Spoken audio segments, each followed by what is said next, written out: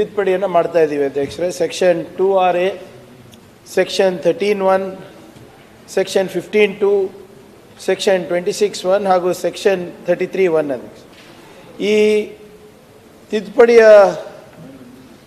ಉದ್ದೇಶಗಳು ಒಂದೊಂದು ಸೆಕ್ಷನನ್ನು ತಾವು ಹೇಳಿದ್ರೆ ಎಕ್ಸ್ಪ್ಲೇನ್ ಮಾಡಿ. ಇದು ಸೆಕ್ಷನ್ 2RA ಡೆಫಿನಿಷನ್ ಮುಂಚೆ ಏನಿತ್ತು ಅಧ್ಯಕ್ಷ, ಸ್ಟೇಟ್ ಗೌರ್ಮೆಂಟ್ ಇತ್ತು. ಈಗ ಅದು state government the minister in charge of department of rural development and panchayat Raj ಅಂತ ಇನ್ಸರ್ಟ್ ಮಾಡ್ತಾ ಇದ್ದೀವಿ. ಯಾಕಂದರೆ ಮುಂಚೆ ಚಾನ್ಸಲರ್ ಮಾನ್ಯ ರಾಜ್ಯಪಾಲರಾಗಿದ್ದರು, ಇವಾಗ ಅದನ್ನು ನಾವು ಬದಲಾಯಿಸಿ ನಾವು ಮುಖ್ಯಮಂತ್ರಿಗಳನ್ನು ನಾವು ಮಾಡ್ತಾ ಇರೋದ್ರಿಂದ ಚೀಫ್ ಮಿನಿಸ್ಟರ್ ಅವರು ಚಾನ್ಸಲರ್ ಇರೋದ್ರಿಂದ ಸ್ಟೇಟ್ ಗೌರ್ಮೆಂಟ್ ಕೆನಾಟ್ ಬಿ ಇದು ಇನ್ಚಾರ್ಜ್. ಸೊ ಅದಕ್ಕೆ ನಾವು ಡಿಪಾರ್ಟ್ಮೆಂಟಿಗೆ ನಾವು ಹಸ್ತಾಂತರ ಮಾಡ್ತಾ ಇದ್ದೀವಿ ಅಧ್ಯಕ್ಷರೇ. Section 13(1) the act for the words the governor, the words the chief minister shall be substituted. Obviously ಅಧ್ಯಕ್ಷರೇ, ಅದು ರಾಜ್ಯಪಾಲರ ಬದಲಾಗಿ ಮುಖ್ಯಮಂತ್ರಿಗಳಾಗಬೇಕಂತ ಇದು ಒಂದು ಸೆಕ್ಷನ್ ನಾವು ತಿದ್ದುಪಡಿ ತರ್ತಾ ಇದ್ದೀವಿ. ಮತ್ತು ಅಪಾಯಿಂಟ್ಮೆಂಟ್ ಆಫ್ VCs, ಅಂದರೆ ನಮ್ಮ ವೈಸ್ ಚಾನ್ಸಲರ್ ಅಪಾಯಿಂಟ್ಮೆಂಟ್ ಮಾಡುವಂಥ ನೇಮಕ ಮಾಡುವಂಥ ವಿಧಾನವನ್ನು ನಾವು ಸೆಕ್ಷನ್ 15(2) ತರ್ತಾ ಇದ್ದೀವಿ. This is as per the UGC guidelines. ಎಲ್ಲಿ ಹಿಂದೆ UGC ಗೈಡ್ಲೈನ್ಸ್ ಇರಲಿಲ್ಲ ಅಧ್ಯಕ್ಷರೇ. ಈ UGC ಗೈಡ್ಲೈನ್ಸ್ ಪ್ರಕಾರ ಈಗ VC ಅಪಾಯಿಂಟ್ಮೆಂಟ್ ಆಗಬೇಕಂದ್ರೆ ಮಿನಿಮಮ್ 10 ವರ್ಷ ಅವರಿಗೆ ಪ್ರೊಫೆಸರ್ ಆಗಿ ಅನುಭವ ಇರಬೇಕು in any university, or 10 years of experience in reputed research and or academic administrative organization with proof of having demonstrated academic leadership, preferably who have sufficient experience in the areas of rural development and panchayat raj, so on and so forth ಅಂತ as per the guidelines, UGC guidelines ಅನ್ನು ನಾವು ತರ್ತಾ ಇದ್ದೀವಿ ಅಧ್ಯಕ್ಷರೇ. 4ನೇ ತಿದ್ದುಪಡಿ section 26(1) executive ಕೌನ್ಸಿಲ್ನಲ್ಲಿ ಮುಂಚೆ ಏನಿರ್ತಾ ಇತ್ತು ಅಧ್ಯಕ್ಷರೇ, ಸಭಾಪತಿಗಳೇ, ಅಲ್ಲಿ ಎಕ್ಸ್ ಅಫಿಷಿಯೋ ಮೆಂಬರ್ಸು ಇರ್ತಾಯಿದ್ರು ಬೈ ಡೆಸಿಗ್ನೇಷನ್ನು, ಮತ್ತು ತಜ್ಞರು ಯಾರು ಬೈ ಡೆಸಿಗ್ನೇಷನ್ ಇರ್ತಾಯಿದ್ರು, ಮತ್ತು ಅದ್ರ ಜೊತೆಗೆ nominated members of the government ಕೂಡ ಇರ್ತಾಯಿದ್ರು. ಆದರೆ 3 years ಟೆನ್ಯೂರಿಗೆ ಅಷ್ಟೇ ಲಿಮಿಟ್ ಇತ್ತು. ಇದರಲ್ಲಿ ನಾವು ತಿದ್ದುಪಡಿ ಏನು ತರ್ತಾ ಇದ್ದೀವಿ ಅಂದರೆ, ಯಾರು ಬೈ ಡೆಸಿಗ್ನೇಷನ್ ಇದ್ದಾರೆ, ಯಾರು ಎಕ್ಸ್ ಅಫಿಷಿಯೋ ಮೆಂಬರ್ಸ್ ಇದ್ದಾರೆ, ಅವ್ರು ಪರ್ಮನೆಂಟ್ ಇರ್ತಾರೆ. ನಾಮಿನೇಟೆಡ್ ಮೆಂಬರ್ಸನ್ನು ಸರ್ಕಾರದಿಂದ ಪ್ರತಿ 3 ವರ್ಷಕ್ಕೆ ಒಂದ್ಸರಿ ನಾವು ಬದಲಾವಣೆ ಮಾಡ್ಬೋದು ಅಂತ ತಂದಿದ್ದೀವಿ.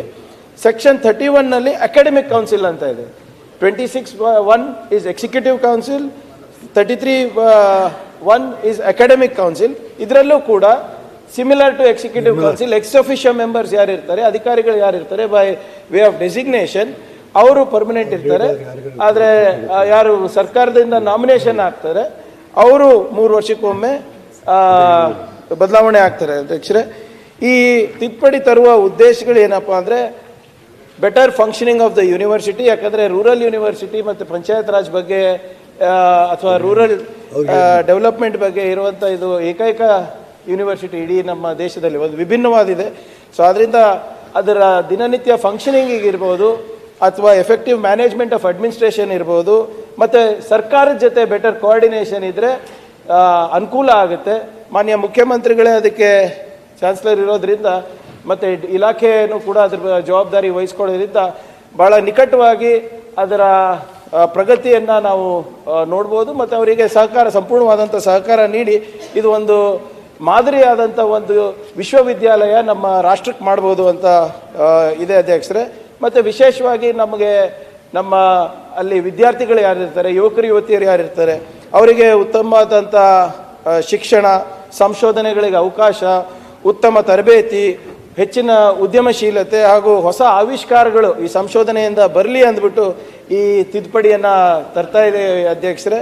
ಮತ್ತು ನಾನು ಕೂಡ ಒಂದು IT-BT ಸಚಿವನಿದ್ದಾಗ ಗ್ರಾಮೀಣ ಪ್ರದೇಶ ಮತ್ತು ತಂತ್ರಜ್ಞಾನವನ್ನು ಯಾವ ರೀತಿ ನಾವು ಒಳಪಡಿಸಿ ನಾವು ಹೊಸ ಈಗ ಟೆಕ್ನಾಲಜಿ ಎಲ್ಲದರಲ್ಲೂ ಇದೆ ಅಧ್ಯಕ್ಷರೇ. ಅಗ್ರಿಕಲ್ಚರ್ ಇರ್ಬೋದು, ಹಾರ್ಟಿಕಲ್ಚರ್ ಇರ್ಬೋದು, ಫುಡ್ ಪ್ರೊಸೆಸಿಂಗ್ ಇರ್ಬೋದು, ಬೇರೆ ಬೇರೆ ಮೆಟೀರಿಯಲ್ಸ್ ನಾವು ರೂರಲ್ ಡೆವಲಪ್ಮೆಂಟ್ನಲ್ಲಿ ಕನ್ಸ್ಟ್ರಕ್ಷನಿಗೆ ಯೂಸ್ ಮಾಡೋದಿರ್ಬೋದು, ಇವೆಲ್ಲ ಹೊಸದಾಗಿ ಬರ್ತಾ ಇದೆ. ಇದರಿಂದ ನಾವು ಹೊಸ ನೀತಿಗಳು, ಹೊಸ ಯೋಜನೆಗಳನ್ನು ಕೂಡ ನಾವು ರೂಪಿಸ್ಬೋದಾಗಿದೆ.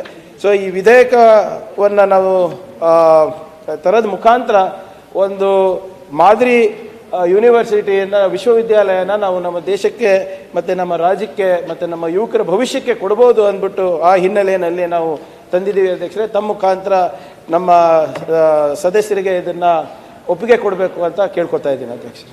ಇವರೇ ಶರವಣ್